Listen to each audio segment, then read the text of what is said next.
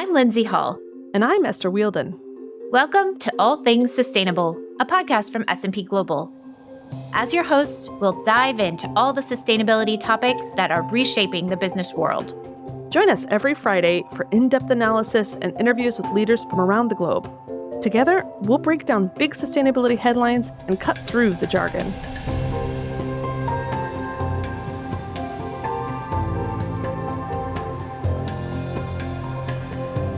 In recent weeks, we've explored big sustainability events and trends in Asia and Europe, and today we're turning to another part of the world, Latin America. To learn about the sustainability opportunities and challenges companies in Latin America face, I traveled to Mexico City, Mexico, for the annual Business Meeting for Sustainability, held by UN Global Compact Mexico. This is a country-level network of the UN Global Compact. The UN Global Compact is a voluntary corporate sustainability initiative involving more than 20,000 companies across 160 countries. The CEOs of participating companies have committed to operate responsibly in line with sustainability principles that cover 4 areas: human rights, labor, environment, and anti-corruption. Participating companies also agree to support the UN's Sustainable Development Goals, or SDGs. There are 17 goals, and they're at the heart of the 2030 Agenda for Sustainable Development, adopted by all UN member states in 2015. Country-level networks like Global Compact Mexico are independent, self-governed, and self-managed entities, but they do work closely with the UNGC. These networks engage directly with participating companies in their country to advance the UNGC's initiative and its 10 principles. And the Business Meeting for Sustainability I attended convenes hundreds of companies, NGOs, and other stakeholders to discuss how companies can embed sustainability. So, Esther, what were some of your takeaways from your trip and the UNGC conference? I would say there was a sense of cautious optimism among businesses at the event. Companies seemed eager to find new ways to integrate sustainability into their operations, but I heard that many are still in the early stages of doing so, particularly the smaller ones. Mexico is also in a somewhat unique position with its deep trade ties to the U.S. In 2024, Mexico was the second largest destination for U.S. exports and the top source of U.S. imports. And so what goes on in the U.S. often affects businesses in Mexico, and we'll hear some examples of that in our interviews in today's episode. At the same time, companies in Mexico are gearing up to comply with new sustainability disclosure requirements.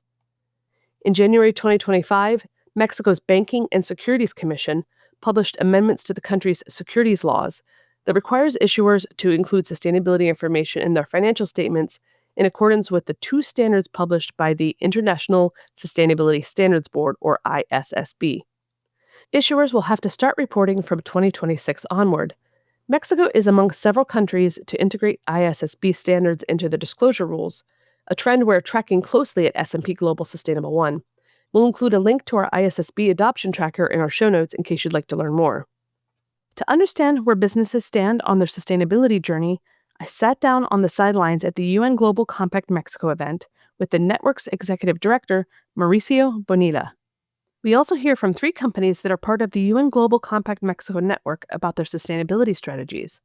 I talk with Tanya Rabasa Kovacs, Orbia's Chief Sustainability Officer, Vice President of Corporate Affairs, and President of Orbia Mexico.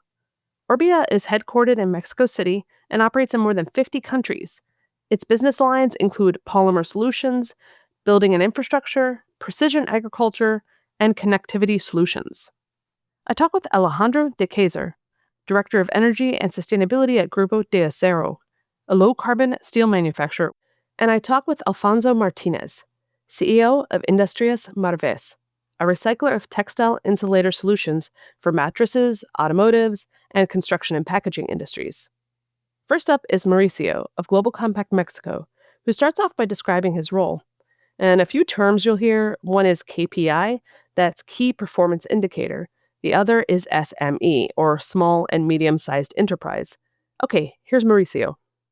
I'm the director of the Global Compact Mexico network, and my role is to lead the efforts of the Global Compact in Mexico with the companies and move the private sector forward in sustainability. Mauricio said UNGC member companies commit to communicate about their progress each year. For some companies, that's the first effort they do in communication. A lot of SMEs, they've never done a report. They don't know how to do it. They don't even know they could do it even. This is something I always say, that what I like is for SMEs, it may be their entry point for preparing information about how they're doing and being transparent to the public. You mean gathering the data, right? Exactly, because perhaps it may mean that they don't have the KPIs, so it strengthens their strategy, but it demands having KPIs, improving them, and then it can become a proper strategy. What are some of the things you do to support companies, including the SMEs, the small ones? It's a lot of capacity building. We do a lot of capacity building through accelerators. We have, for instance, 6-month program accelerators on gender, climate change, innovation, and human rights. So companies that are part of the Global Compact can take part of the accelerators. And it's a training for a few members of their teams on these different aspects. For instance, companies that can get accelerated on climate, so they are more on the way to sign, for instance, other commitments like science-based targets, or companies that are working on gender, they can use the accelerator for gender equality to commit to the women empowerment principles. And innovation, of course, for instance, we have this accelerator on innovation, so we get people not necessarily from sustainability area, we want people from the commercial teams and other teams that can come up with a solution for the company, bring new products to market or solve any issues from the company. So that's why it's like accelerator of innovation, usually with more entrepreneurs of the company, younger perhaps. And so we have, the accelerators is one thing. We have an online academy, which can be the largest academy online of sustainability, so companies can access that. We have webinars. We have this sort of events we're currently at in Mexico City. This event allows companies to learn, to share, to get challenged as well. Also, they get visibility for getting recognition. And so it's a lot of capacity building so they can walk the talk. So this is mainly what we do, but we do perhaps other efforts. We are also like the perfect ecosystem for partnering. The fact that we exist and we combine so many people from different perspectives, we allow cooperation to happen, partnerships and so on. So that's also something we're great at, combining several people from different aspects. Thank you.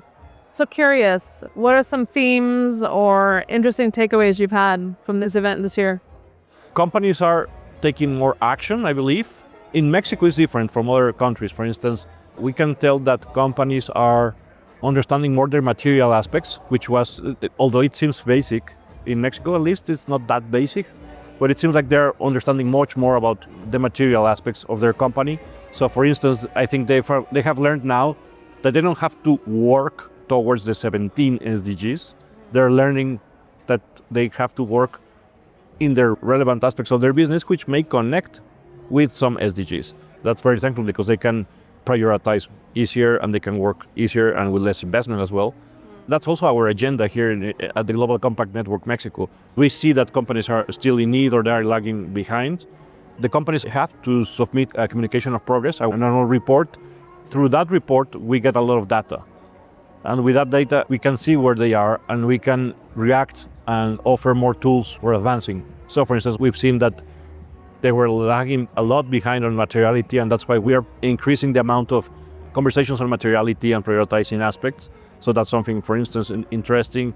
Also in Mexico, to move forward companies in their commitments on climate change, we detected that companies do not commit with science-based targets for a very basic aspect. They don't know how to calculate their emissions. They don't know how to calculate their emissions from tier 1, 2, 3. So we're supporting them, we're giving them more trainings on providing them more trainings on how to have a proper emissions inventory. Talk to me more about the materiality. You said it helps them focus on what they really need to work on. How are you describing how they should decide what's material to them? Well, it's just connecting to the business. Materiality is about connecting to the business. If what you're doing is not connected to the business, it will never happen. It will not get the proper budget, the proper recognition. So I think it depends on what you do. If you do, for instance, if you are a fashion retailer, well, you have to be working with the factories that produce the products you sell in your stores, or the materials in there, or what people can do after they use your products. And so it depends on where you are, or if it's food, where does the ingredients come from. So we're a little bit behind companies in the US perhaps, or other countries like Europe. But I think we're moving forward quite well. And we at the Global Compact, we're trying, I would love to say that we're being successful at helping companies leapfrog by bringing a lot of conversations that perhaps would never happen in Mexico if we were not introducing them. Earlier, I mentioned that companies in Mexico are subject to new reporting requirements. Here's Mauricio explaining how companies' approach to sustainability has changed since 2024 and how the new reporting requirements could further catalyze action. Actually, since 2024, things have changed a lot in Mexico from the regulator but also from business organizations. They have changed a lot. We have new regulations for public companies in stock exchanges, and which are requesting a lot of more information and transparency on what they're doing, which is very good for everybody. But also, business chambers have published new financial standards. So the companies now need to incorporate in their standard, companies that are not public or private companies, so when they produce their financial statements, they have to start including sustainability data. So that's going to be a game changer, because from accountants, they need to prepare for that. They have to learn what is that. They're learning what is that. Also, auditors are learning what is that, because they were not used to. So it can shape a lot of things in Mexico, perhaps in a few years' time. So we heard how the UN Global Compact Mexico is working with companies of all sizes to help them improve their approach to sustainability. Mauricio said that new rules in the country, as well as new financial standards, will prompt more companies to begin measuring their emissions. And that means, as the adage goes, what gets measured gets managed, which could potentially lead to even more action on sustainability in the future. I wanted to understand how businesses in Mexico are navigating this sustainability landscape. So I talked with 3 companies: a low-carbon steel producer, a textile recycler, and Orbia, a company that is based in Mexico that has global operations. First up is Tanya Rabasa Kovacs of Orbia. She mentions a few terms: CSRD, that's the EU's Corporate Sustainability Reporting Directive; IFRS, or International Financial Reporting Standards; GWP, which stands for Global Warming Potential, an indicator of the life cycle climate impact of a given product or activity. We'll also hear about Scope 1, 2, and 3 emissions targets of companies. Scope 1 emissions are direct emissions from a company's operations. Scope 2 emissions are indirect ones, and those are primarily derived from purchased energy. Scope 3 emissions occur up and down a company's supply chain, as well as when a customer uses the products. Tanya also mentions SOx emissions, or sulfur oxides, which are a group of ambient air pollutants that cause both health and environmental impacts. And the last term you'll hear is SBTI. That's the Science Based Targets Initiative, a nonprofit that develops standards, tools, and guidance to allow companies to set greenhouse gas emissions reduction targets that are in line with what's needed to reach net zero by 2050 at the latest. Okay, here's Tanya, who starts off by describing her role. I'm Chief Sustainability Officer for Orbia globally, and I also wear 2 other hats. One is President for Orbia in Mexico, and the other is Vice President of Corporate Affairs.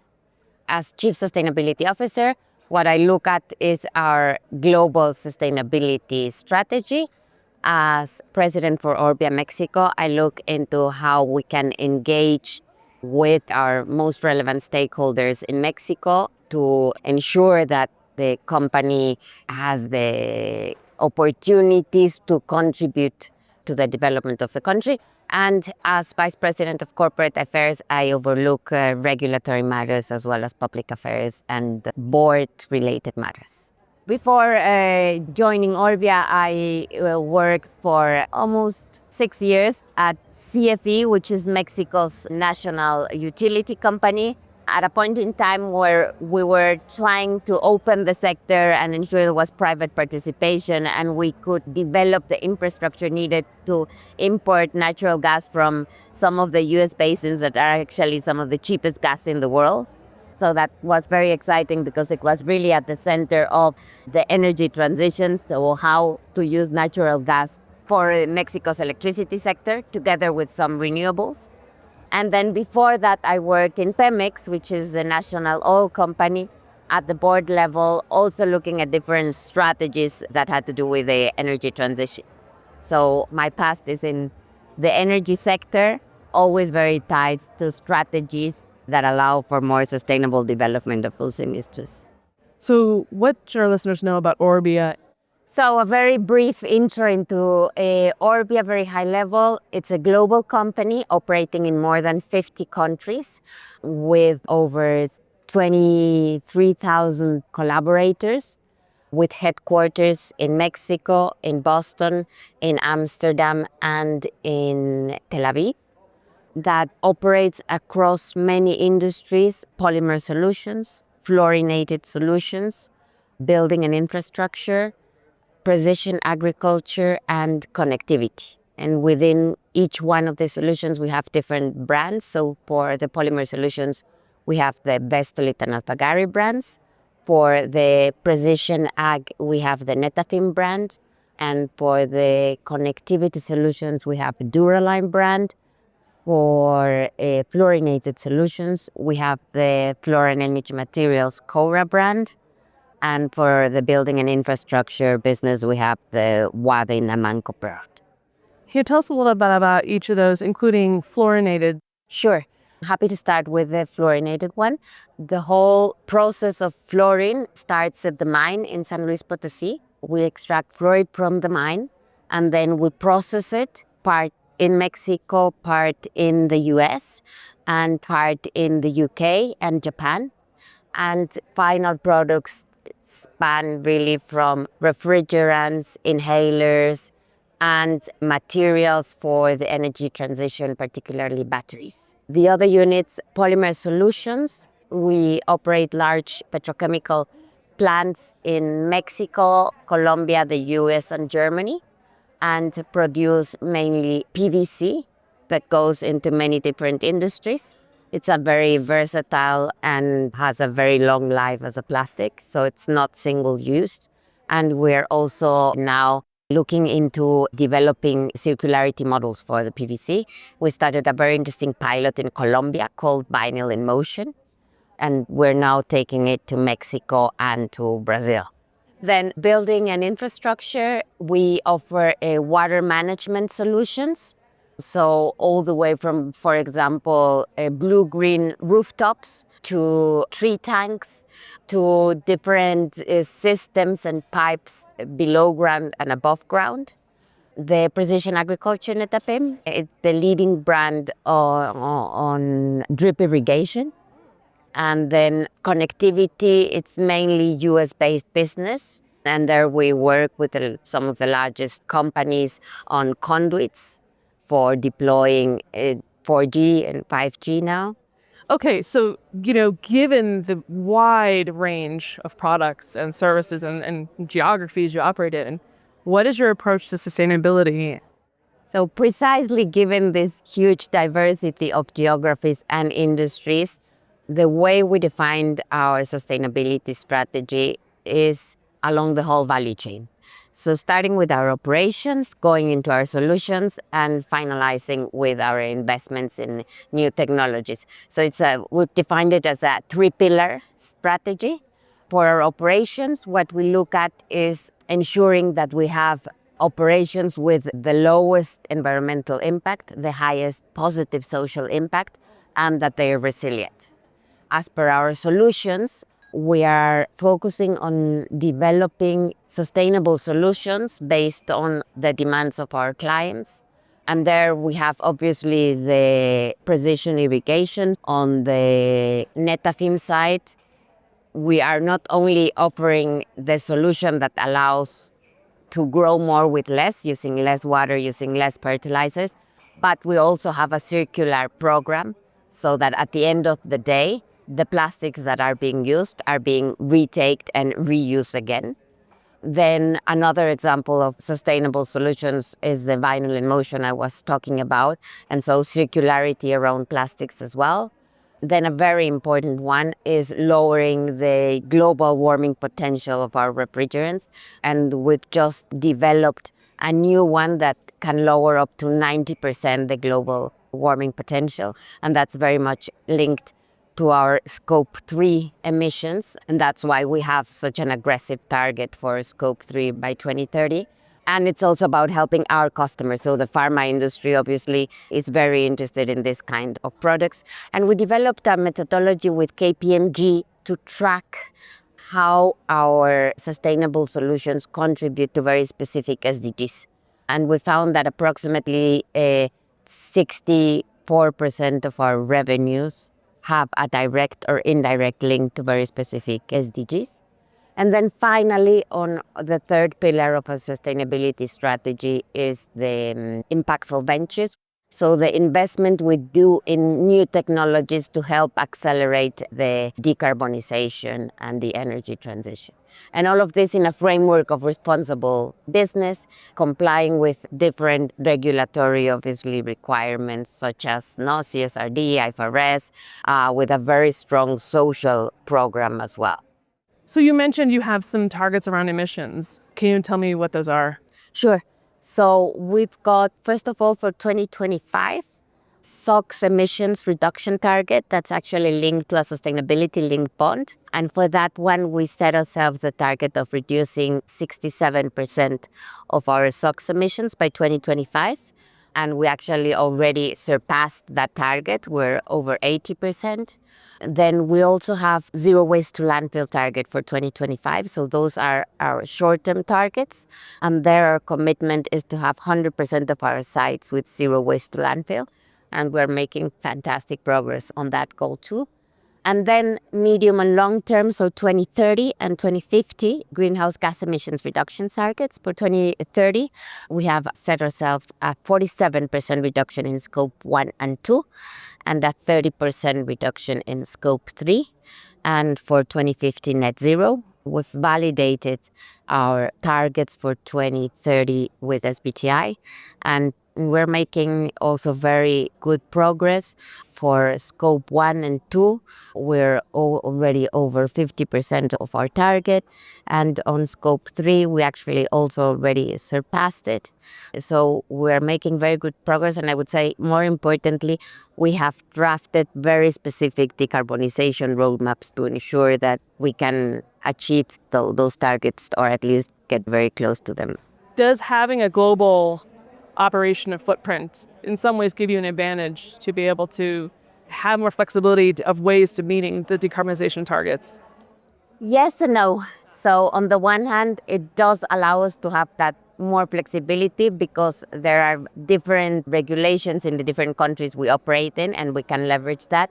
On the other hand, if we would operate only in a very specific country where the regulation would be very favorable, for example, to renewable energy, because it might be easier, no? So I think it's both. In certain regions where we operate, it's more challenging to achieve decarbonization, mainly because of regulation than in others.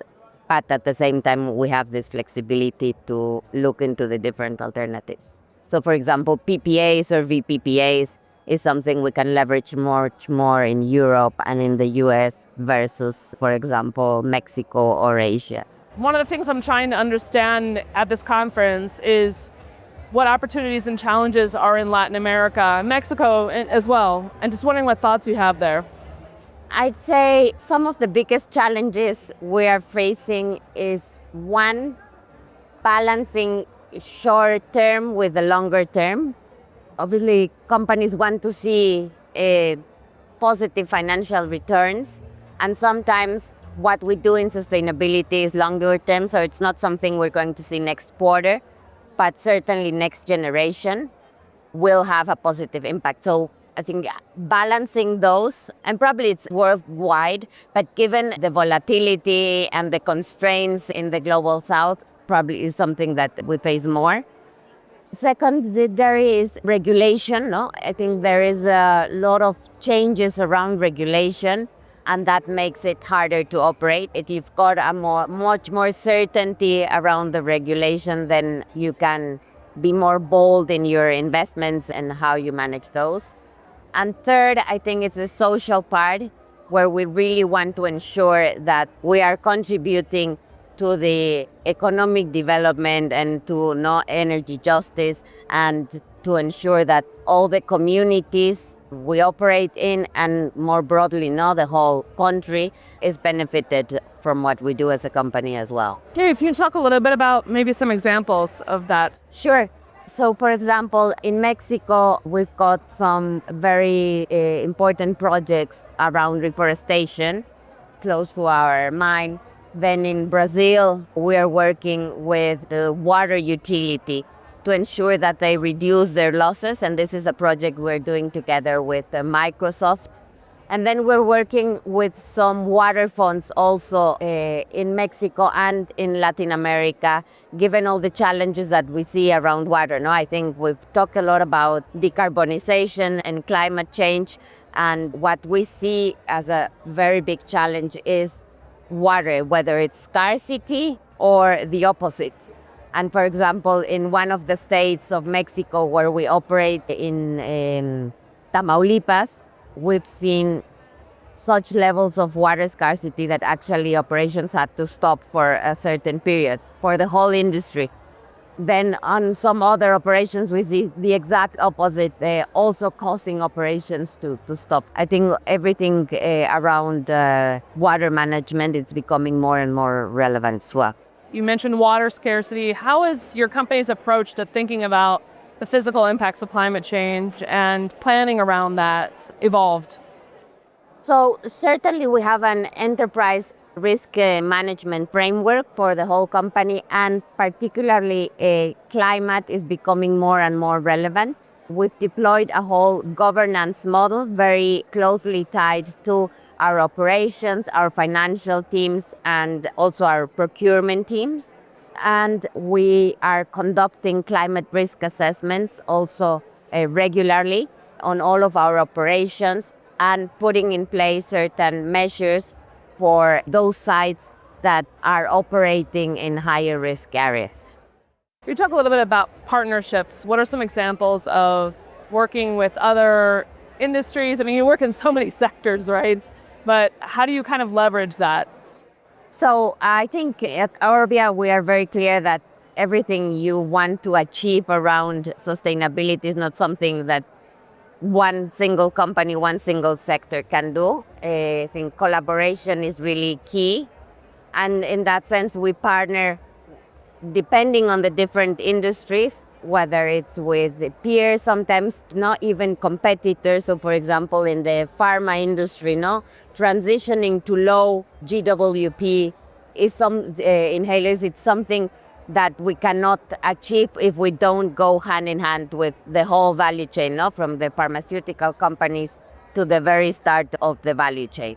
Then also for social impact programs, we partner with UNICEF or with larger organizations that can help us reach out to with larger impact to the communities we operate in.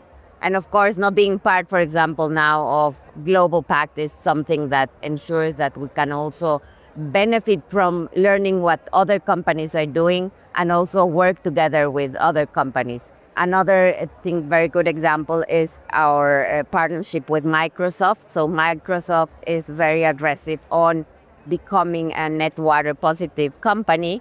They're developing different projects with companies that allow them to achieve that. And precisely in Brazil, one of the projects we're doing with them is to help one of the water utilities in Brazil reduce their water losses with our technology and with their financial support, and of course benefiting the water utility in Brazil. Tanya just mentioned Orbia has a number of decarbonization strategies. They include making power purchase agreements, or PPAs, and virtual power purchase agreements, or VPPAs, for renewable generation. VPPAs are financial transactions that typically come with a renewable energy certificate the purchasing company can claim toward meeting its renewable energy goals. Tanya said a country's regulations and policies can play a role in how easily a company meets its decarbonization targets. Now, we were having this conversation in late June when the U.S. Congress was debating whether to roll back tax incentives for renewables. On July 4th, U.S. President Donald Trump signed into law a massive budget reconciliation bill that phases out certain federal tax credits for wind and solar projects, among other things. Here's Tanya explaining more about how this is impacting the decarbonization outlook for Orbia. So, for example, in North America, there were many credits that would allow to develop much more renewable energy. And that's the scenario we were working with, and now that's changing.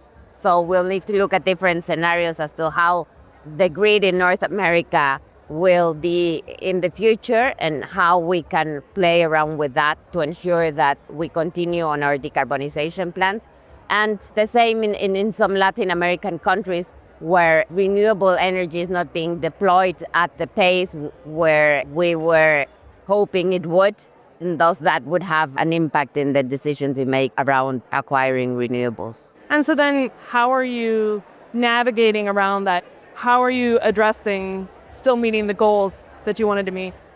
Our decarbonization roadmap has different elements. One of them is energy efficiency. So we're very much focused on that and trying to maximize what we can do in terms of energy efficiency. That's really pretty much 100% on our control. We are putting more capex into that versus acquiring renewable energy at this point in time.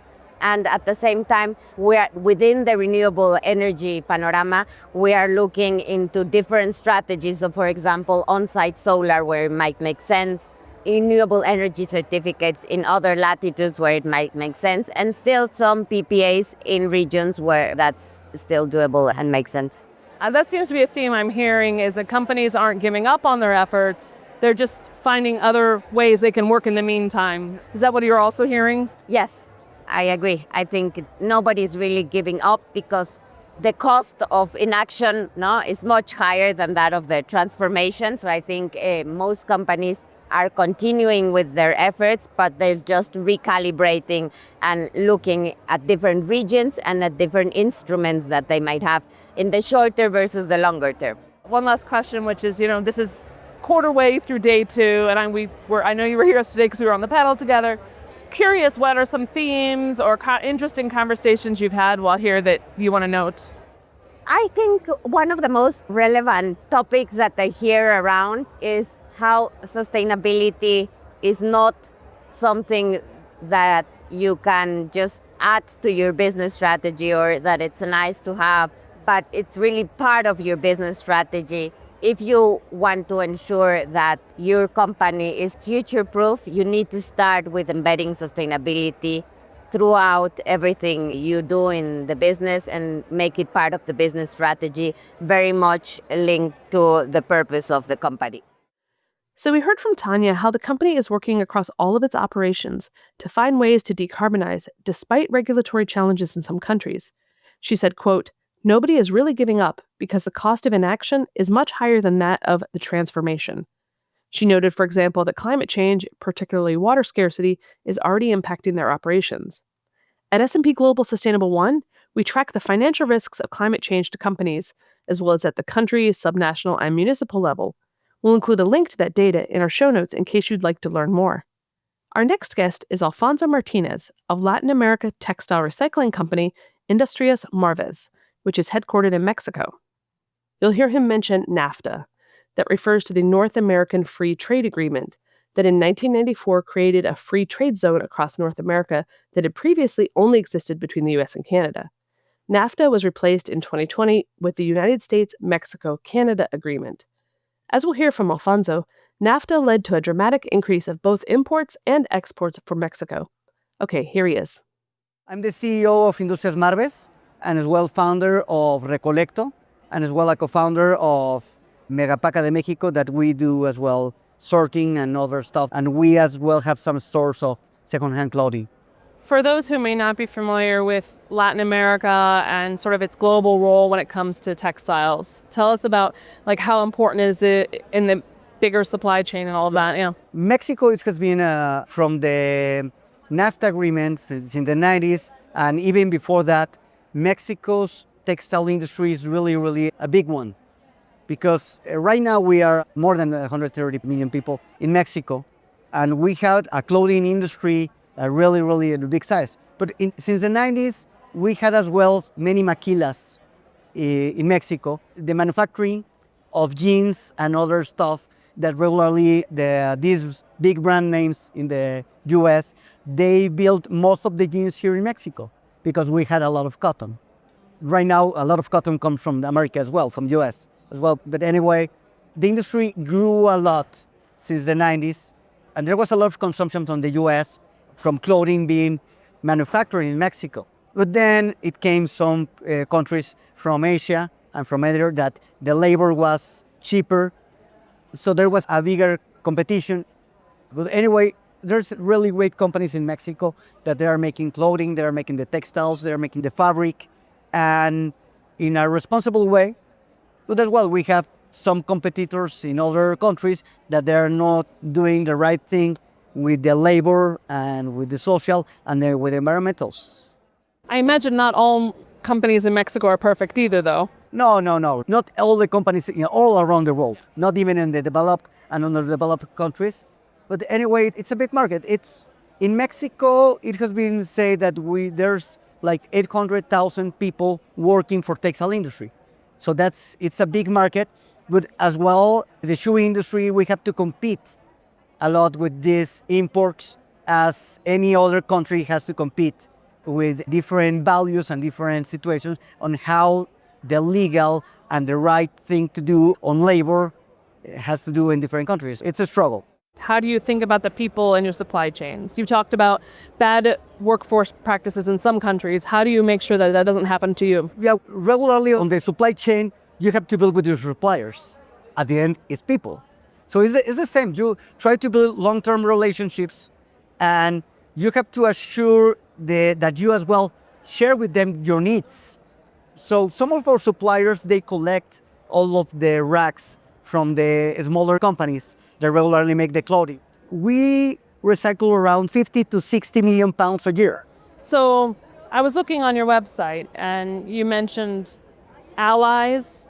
How do you work with allies? How do you find them? And what kind of partnerships are you looking at? I like to read, and Raxi Soria on conscious capitalism mentions a lot about that regular capitalism, it goes just for the profits. But just as the profit is not enough. It can be a business, but it's not the company, because the company is full of people. You work with people, you work for people, the people who trusted in your business, in your project, is the people who invested, so that's your shareholders. But at the same time, you work with people in the companies for your customers. So regularly, you cannot build anything without making an alliance, without trust, without trying to build together in the long term. So to build a relationship is to build allies. So we don't like to say to them that they are just customers, because it's not just one sale and that's it. Regularly, we have to work with many of our customers, with mattress manufacturers, with tier 1, with tier 2 companies in the automotive industry, with construction companies as well. And regularly, we have to understand their needs and to build solutions that, at the end, we recycle textiles, but we have to find the right solutions to them in order to substitute products and to have a feasible, a desirable, and a viable operation. Yeah, and at the end, it's about working with people. The companies work for people, not just for the profits. Alfonso mentioned Raj Sisodia, who is a key figure in the conscious capitalism movement that aims to use business to solve societal challenges. Alfonso said that while reducing the environmental impact across the life cycle of the end product is important, the company's clients also want the best performing materials.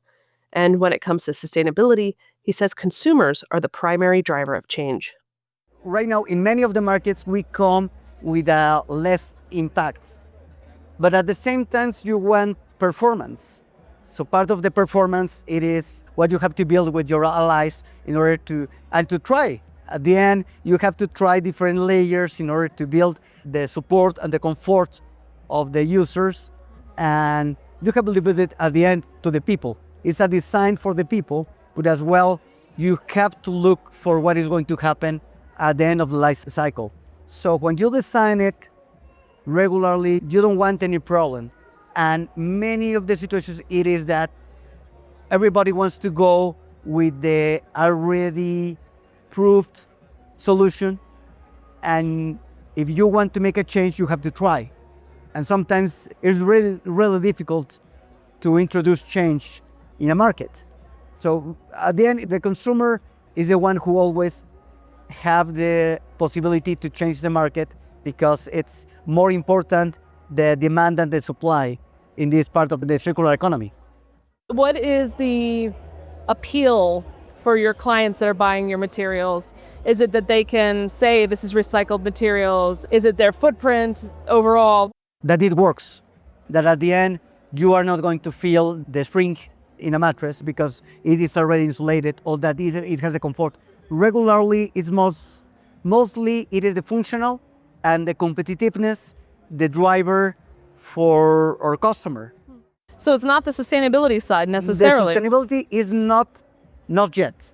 There could be a change.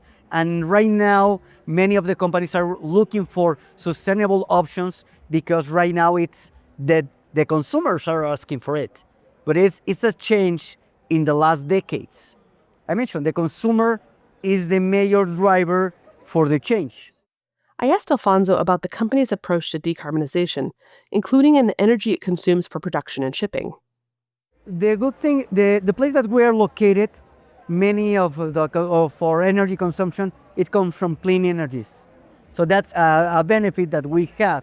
But anyway, the major thing that we have to do, it's about trade. So right now we are using diesel and we're trying to move more into natural gas.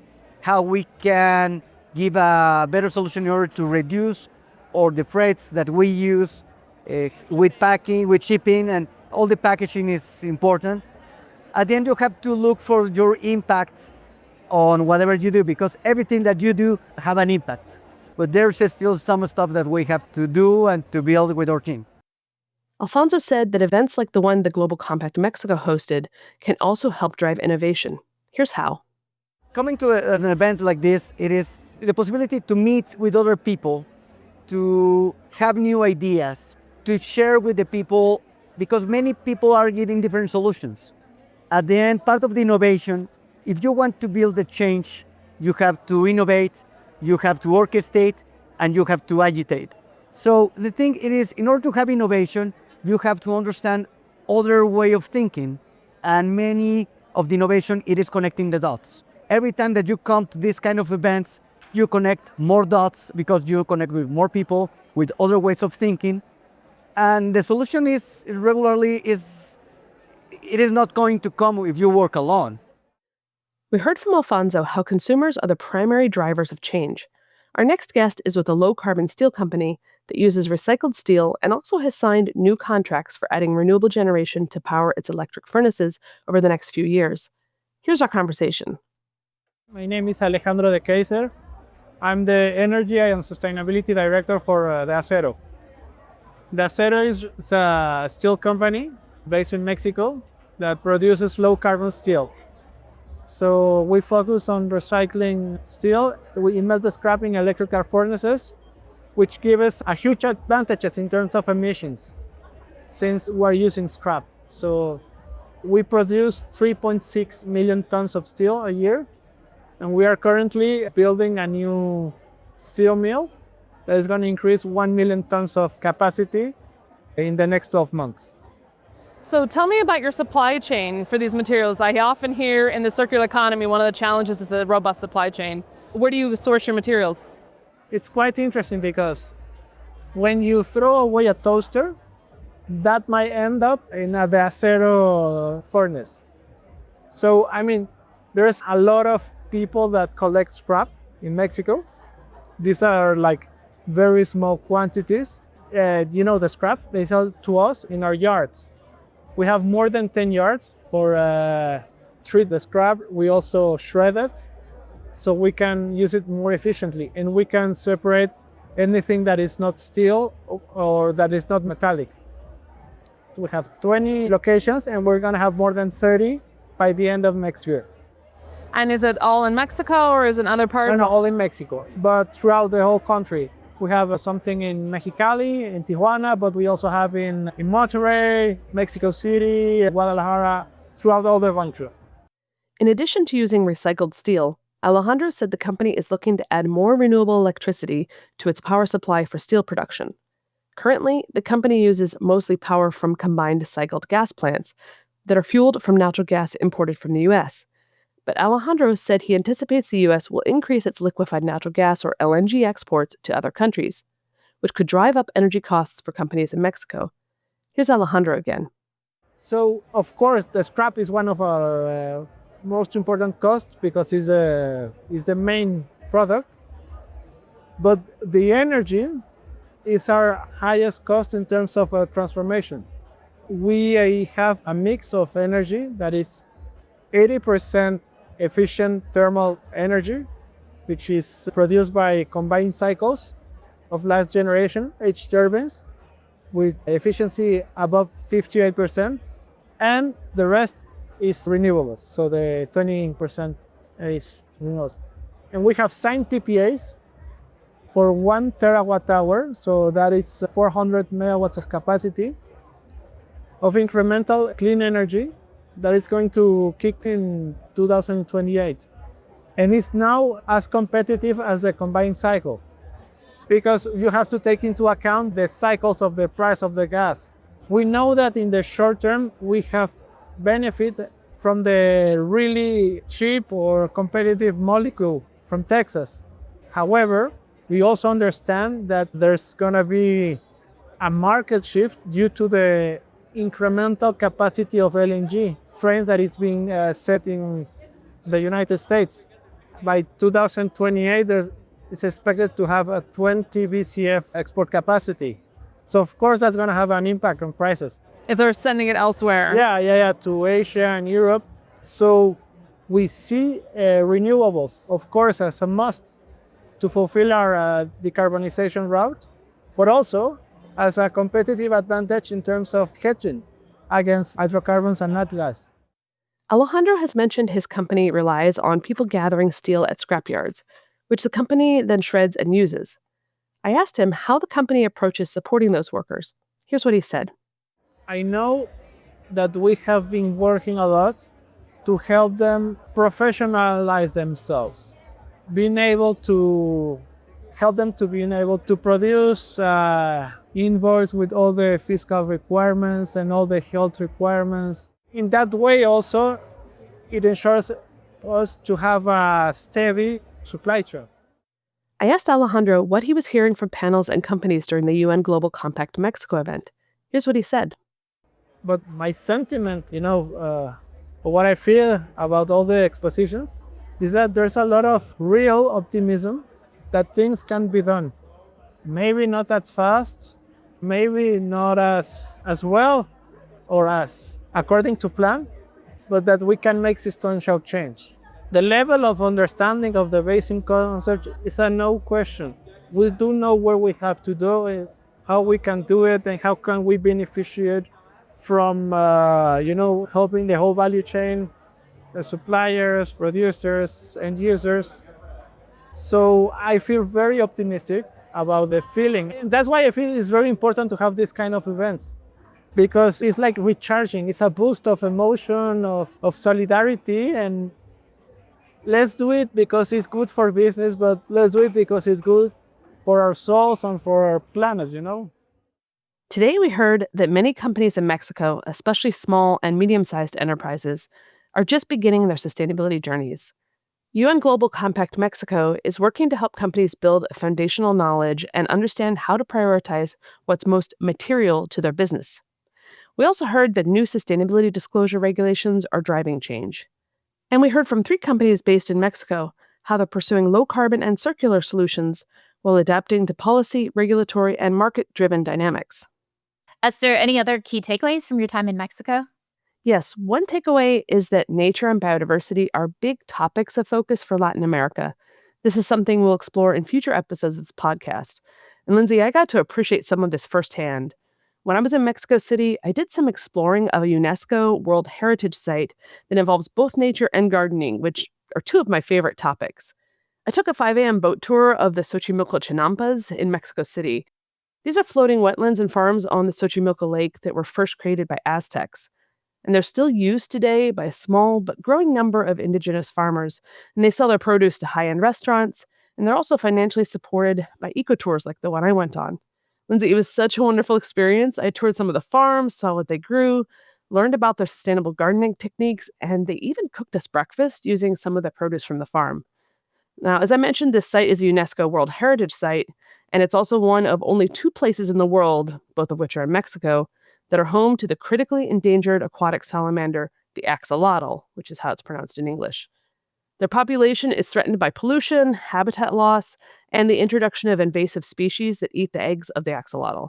So I didn't get to see any of them on my boat tour, but I did get to see them at Mexico City Zoo, which has a program to breed and save 15 different species of axolotl. Well, that's amazing. I've only ever seen axolotls in stuffed animal, toy, and sticker form, and they've been all over my house for maybe the past 5 years because, as you may know, they are a key character in Minecraft, which my kids are obsessed with.